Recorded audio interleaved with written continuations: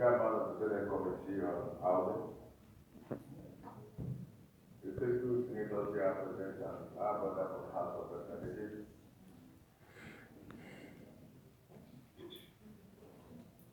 Ladies and gentlemen, I feel highly delighted to be here this afternoon to welcome you to this public hearing. Let me begin by apologizing that we are slightly behind schedule due to some reasons, which is the others. The essence of the public hearing, of course, is for us to have an interface with you. When I came into this hall this afternoon, I looked at the file with the clerk of the committee presented to me, and I could see that about 10 different stakeholders who are not here have submitted their position paper on this bill. So there are some people are not here, I don't think they are not part of this bill, they are submitted in the file, their position paper, including the Federal Ministry of Works and Housing. The essence of this is for us to have an interface with you so that we can contribute to issues that are contained in this bill. This bill is one of the bills that seems to comply with the focus of the United States. That is, we should make laws that will improve the welfare of Nigerians. To me, as a sponsor of this bill, I have a conviction that tenants in Abuja are overstressed, and some of the bills that people pay are bills that even though some people can pay, even those who are paying cannot justify the means at which of which they cost what they are paying for. Again, if you take a look at this city, you see that there are quite a number of houses that have been completed for years and nobody is occupying them. Not because there are no tenants willing to stay or to live in them, but because what they are asked to pay is beyond their reach. But again, those who have built these houses do not bother as to whether they are tenants or not. And you ask the question, if these people have secured a mortgage and they are paying interest, would they have abandoned these houses and nobody lives in them? Simply put, a good percentage of the houses that you see in Abuja that are not occupied by human beings the several times are properties that are acquired through dubious means, through the leakages in the system. Legislation must not just be for positive measures. Legislation in democratic society must be targeted towards minimizing the stress and pains of the majority of the people. Indeed, that's the essence of democracy. Democracy must improve the life of the people. Democracy must be sensitive to the needs and the aspirations of the people. Democracy as a government must take into consideration the stress and the standard of living of the people. So this bill is just aimed at looking at how we can make life more meaningful for our people, those who have elected us. And it is made in taking into consideration of what is happening in our city. Before now, Mr. Chairman and the Excellency, Mr. President, I was having an interaction with my colleague, and he said to me that to have an affordable accommodation in Guaripa, for instance, that a 5-bedroom or 3 or 4 5-bedroom flat will cost about 2 million naira. Now, if a director is to take a flat in Guaripa for 2 million per annum, the question is, what is the take home of the director in the electricity? Now, the question again is, how is he paid? Now, you can't say you want to fight corruption when there are no laws and a system that will take into consideration the needs and the aspirations of the people. This bill seeks to do one or two things to correct the system in such a manner that landlords do not think that they have power to just arbitrarily increase rent. Part of what we'll be discussing this afternoon is the proposals key issues of this bill. Number one, we are proposing that no landlord should ask for more than 3 months rent. We are asking to that. If a landlord decides to take more than 3 months, what happens? We're going to ask the question that the landlord just increase his rent arbitrarily without any law in place. We are proposing this bill that within 3 to 5 years, a landlord should not be giving his rent. Now, this is left for you who are tenants, who own this country, because you people voted on the whole Nigeria. The law is made for the people to improve their lives and their standard of living. Whatever we agree here is what we are going to report back to the plenary session. And I'm happy that the House of Reps is represented here. There is no law that cannot work. Somebody told me saying it will not work. I said the people will not work. If you people don't want it to work, it will not work. Why do we have organized labor? Why do we have societies and associations? Okay? When people get to a point, they revolt. If we put a law in place and the landlord refuses to comply, let the organized civil society get to know. That's when it should effect a change. I'm not calling for a revolution. But I'm always saying that we can put a law in place that must be obeyed. People cannot be oppressed until when they drop dead before we act. This bill, I was a tenant before, and I know how some wicked landlords gave me sleepless nights when I was going on. And I said to myself, we'll make this country a better place. This bill, as simple as it is a bill that will save lives of so many people. There are people who will not sleep because of payment of rent. They will develop blood pressure and they will die in the process. We can't allow this to continue. And you ask the question, all the people who are building these houses, where did they take the money from? Somebody who is having less than 500,000 naira, it's only a property of 200 million, 300 million. And you ask how is he making it?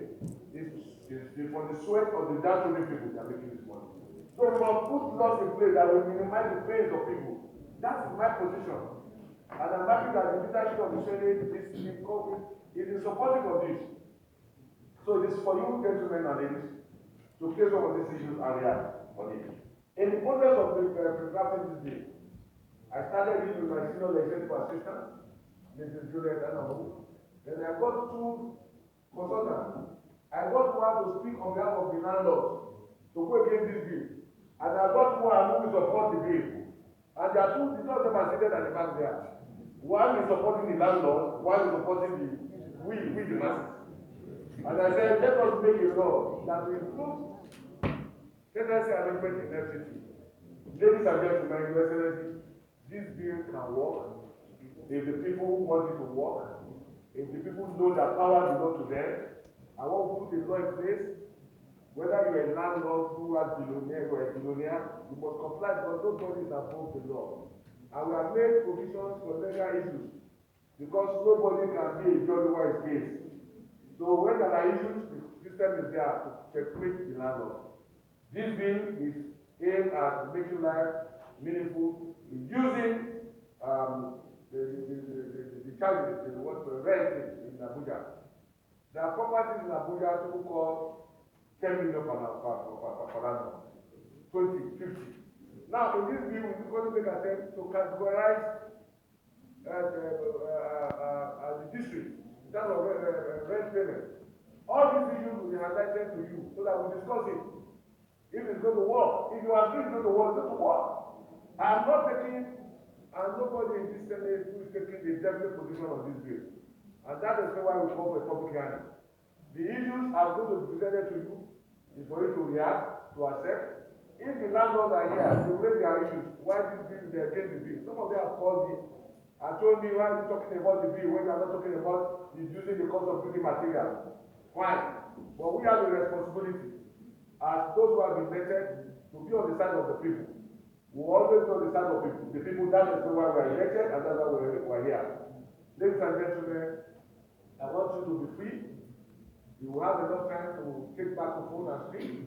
It's a democratic world, and we have become involved quite a number of organized people. They are sending their position on this. And I hope that at the end of this bill, all of us will be happy that we are making a law that will improve the well-being of Nigeria. This is not the only thing that is in the pipeline. In this assembly, everyone is doing to make legislation that will touch positively, impact positively in the life of the ordinary Nigeria.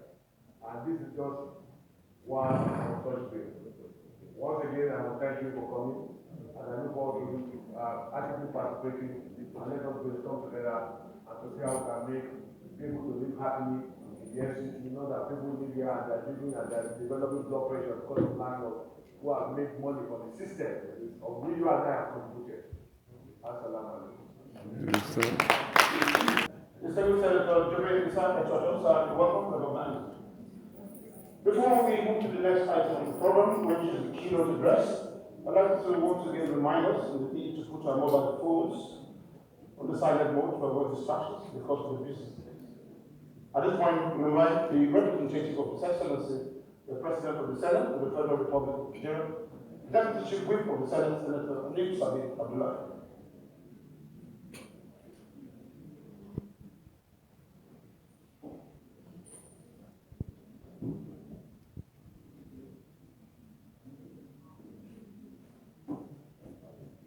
Thank you very much.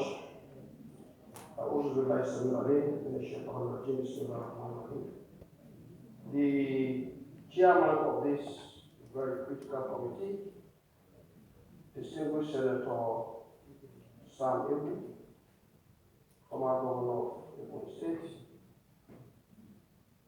the true statesman, my distinguished colleagues, and our honorable member,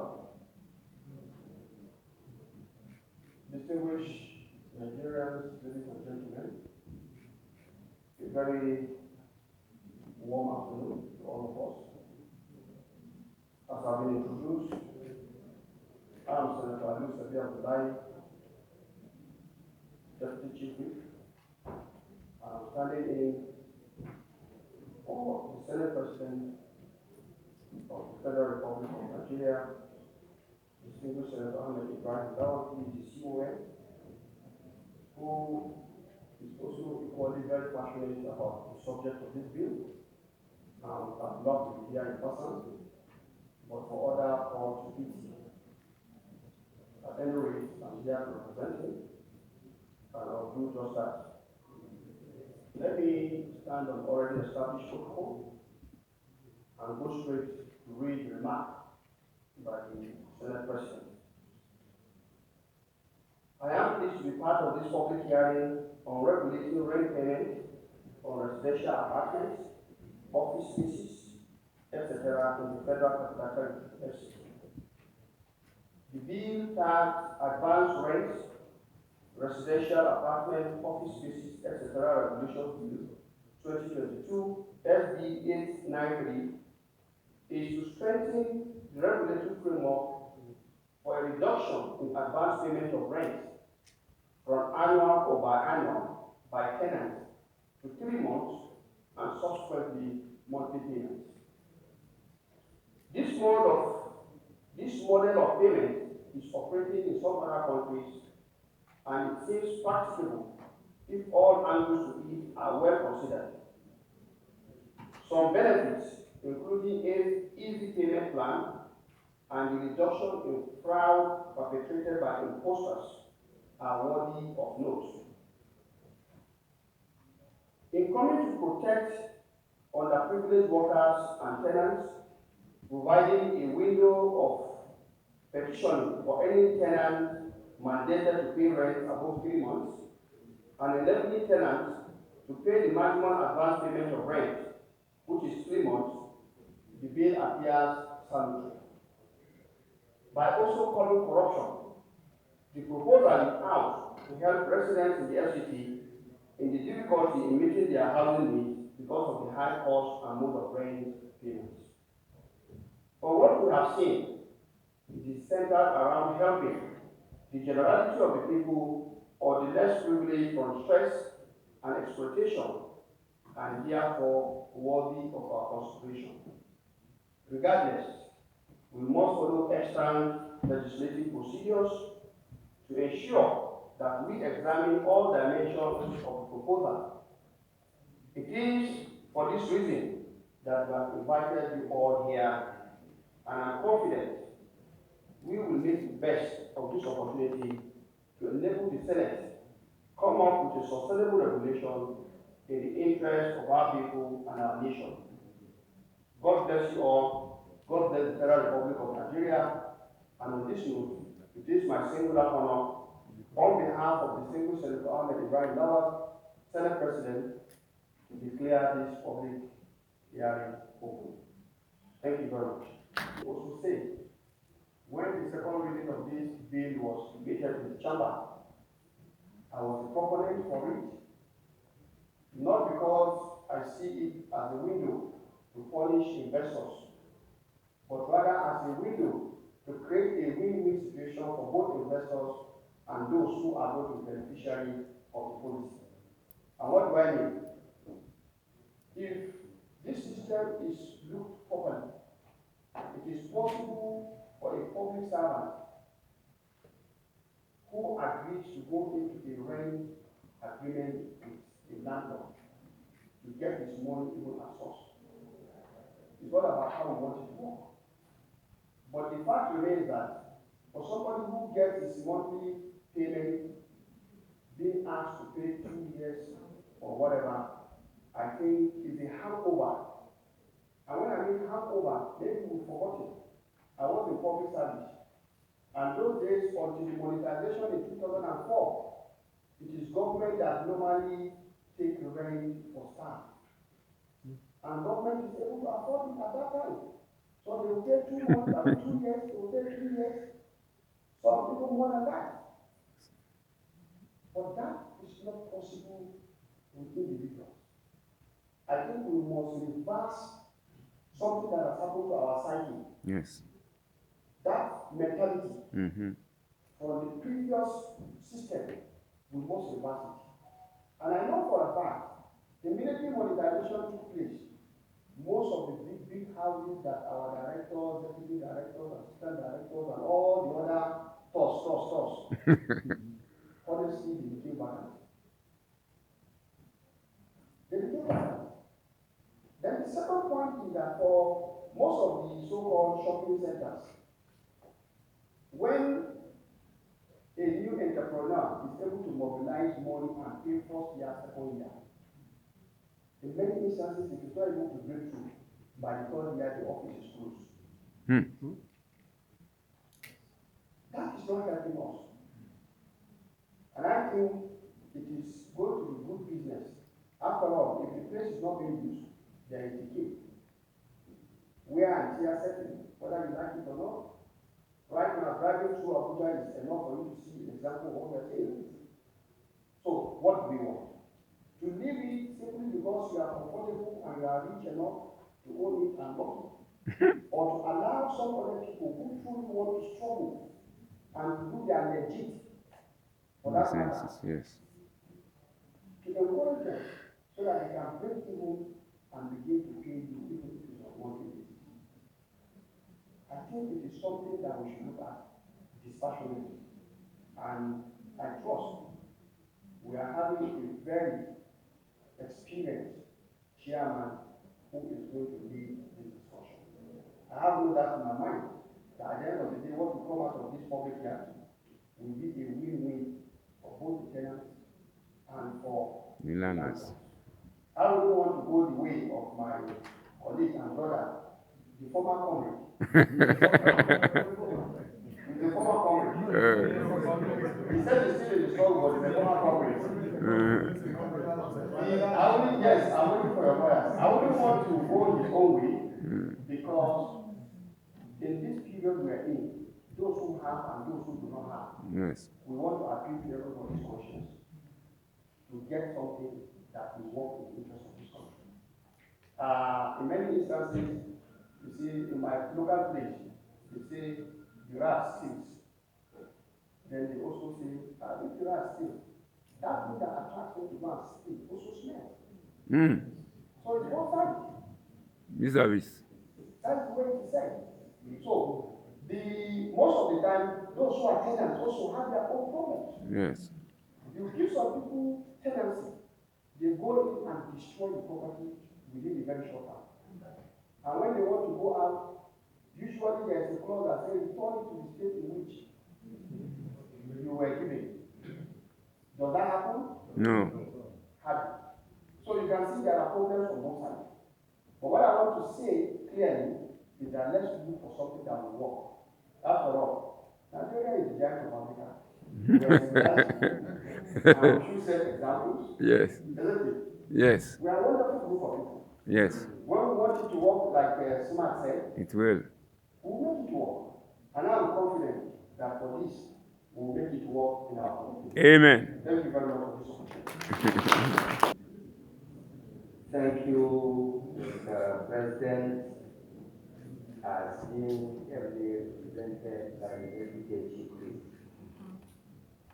I am not here to argue for or against the bill, but it is very important at this point in time to say that the housing sector of the Nigerian economy is, to my mind, being engendered. Why I'm saying this is because this bill, if it goes through, will surely adversely affect the housing sector of the Nigerian economy.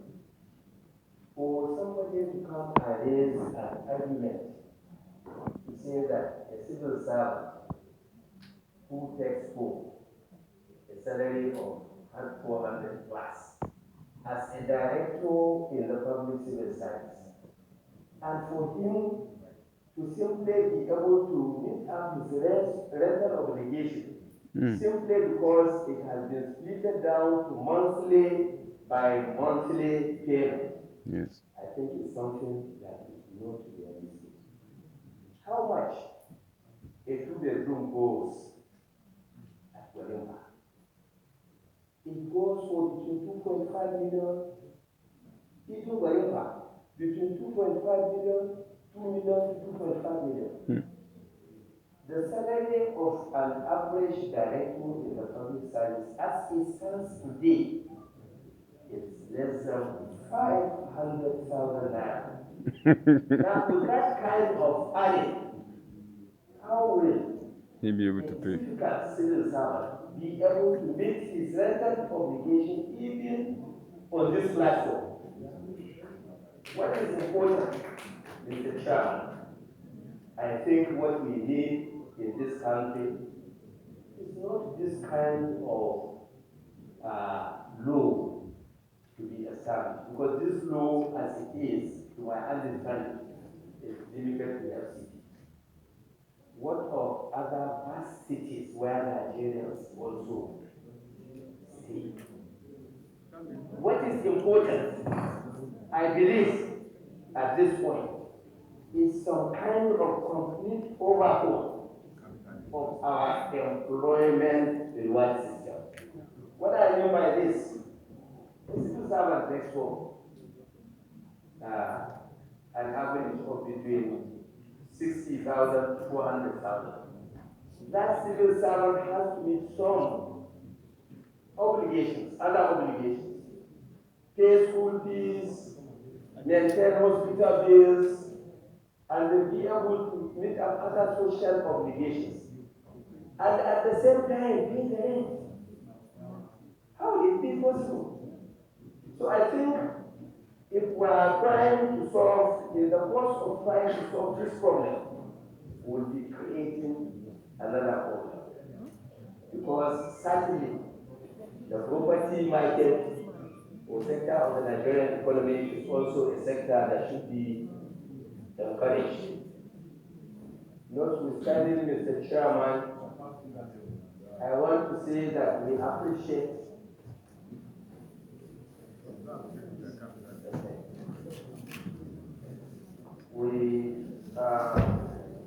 want to appreciate and thank Mr. President for gracing this occasion, as it is the tradition of the Senate for any bill that goes through the second reading to undertake a public hearing, so that we can have cross-fertilization of ideas from both sides for us to be able to make an informed decision in the process of passage of the bill. Thank you, Mr. Chairman.